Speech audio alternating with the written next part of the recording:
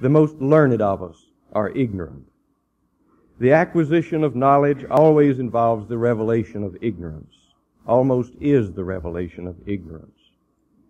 Our knowledge of the world instructs us, first of all, that the world is greater than our knowledge of it. To those who rejoice in the abundance and intricacy of creation, this is a source of joy, as it is to those who rejoice in freedom. The future comes only by surprise, we say. Thank God. To those would-be solvers of the human problem, who hope for knowledge equal to, that is, capable of controlling the world, it is a source of unremitting defeat and bewilderment.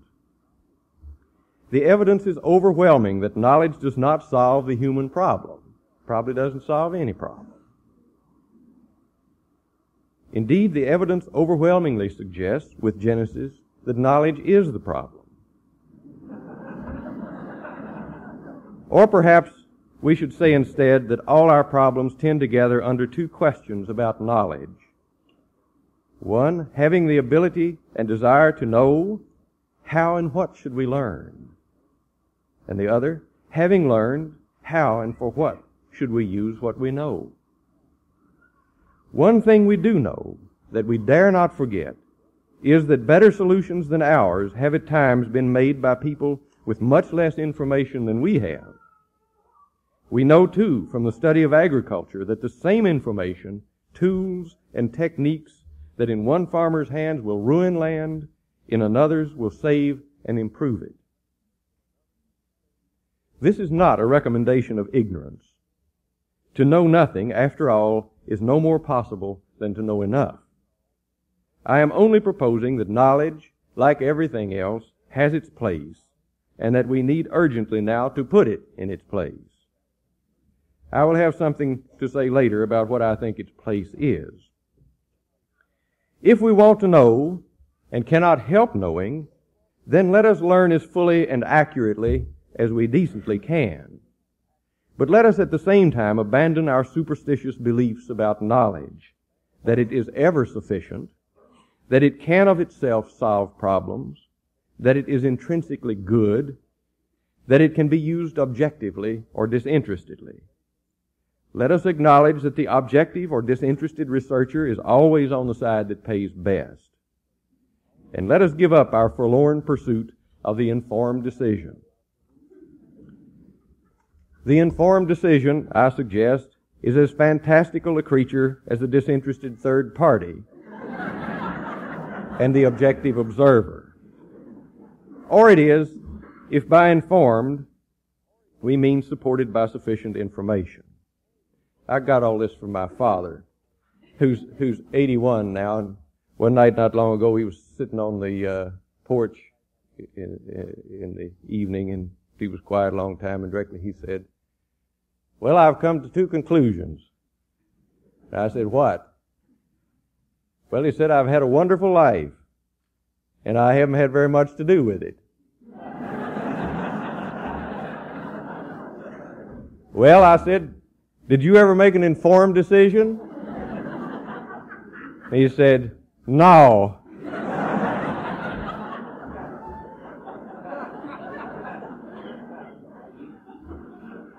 A great deal of our public life, and certainly the most expensive part of it, rests on the assumed possibility of decisions so informed. Examination of private life, however, affords no comfort whatsoever to that assumption. It is simply true that we do not and cannot know enough to make any important decision. Of this dilemma, we can take marriage as an instance. For as a condition, marriage reveals the insufficiency of knowledge, and as an institution, it suggests the possibility that decisions can be informed in another way that is sufficient, or approximately so. I take it as an axiom that one cannot know enough to get married, any more than one can predict a surprise. The only people who possess information sufficient to their vows are widows and widowers who do not know enough to remarry. I've been told several times by people younger than I am that people of their age cannot make marriage like some people of my age. I've always replied that I understood what they meant, avoiding, appropriately I hope, an application of my general opinion to anyone's particular case.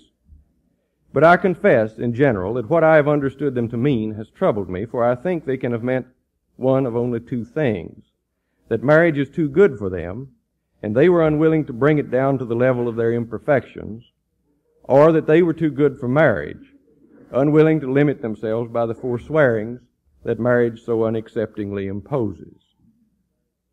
What is not so well understood now as perhaps it used to be is that marriage is made in an inescapable condition of loneliness and ignorance, to which it, or something like it, is the only possible answer. Perhaps this is so hard to understand now because now the most noted solutions are mechanical solutions, which are often exactly suited to mechanical problems. But we are not machines, just as we are not animals or angels. We are humans, which means that we not only have problems, but are problems. Marriage is not as nicely trimmed to its purpose as a bottle stopper. It is a not entirely possible solution to a not entirely soluble problem. And this is true of the other human connections. We can commit ourselves fully to anything: a place, a discipline, a life's work, a child, a family, a community, a faith, a friend, only in the same poverty of knowledge, the same ignorance of result, the same self-subordination, the same final forsaking of other possibilities. Marriage is an institution and requires vows because it can be made only in the eclipse of what we call information and in the impossibility of what we call informed decisions. All our commitments are like this. We do not know enough to make them, and whether or not we have made them publicly with vows, we know that they cannot be unmade without penalties. If we must make these so final commitments without sufficient information, then what can inform our decisions? In spite of the obvious dangers of the word, we must say first that love can inform them. This, of course, though probably necessary, is not safe. What parent faced with a child who is in love and going to get married has not been filled with mistrust and fear, and justly so? We who were lovers before we were parents know what a fraudulent justifier love can be. We know that people stay married for different reasons than those for which they get married, and that the later reasons will have to be discovered. And yet, if we mistrust love, we trust hate and indifference a great deal less. And so we bless those who marry for love. But our decisions can also be informed, our loves both limited and strengthened, by those patterns of value and restraint, principle and expectation, memory, familiarity, and understanding that inwardly add up to character and outwardly to culture. Because of these patterns, and only because of them, we are not alone in the bewilderment of the human condition and human love, but have the company and the comfort of the best of our kind, living and dead. These patterns constitute a knowledge far different from the kind I've been talking about. It is a kind of knowledge that includes information, but is never the same as information. Indeed, if we study the paramount documents of our culture, we will see that this second kind of knowledge invariably implies and often explicitly imposes limits upon the first kind. Some possibilities must not be explored. Some things must not be learned. If we want to get safely home, there are certain seductive songs we must not turn aside for. Some sacred things we must not meddle with. Great Captain, a fair wind and the honey lights of home are all you seek. But anguish lies ahead. The God who thunders on the land prepares it. One narrow strait may take you through his blows. Deny